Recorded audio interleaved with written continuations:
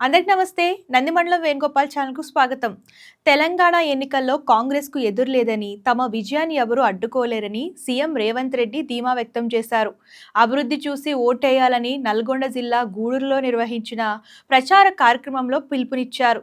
3.17 కోట్ల మందికి సన్నబియ్యం ఇస్తున్నామన్నారు. సన్నబియ్యం వచ్చిన వారు కాంగ్రెస్‌కు ఓటేయాలని చెప్పారు.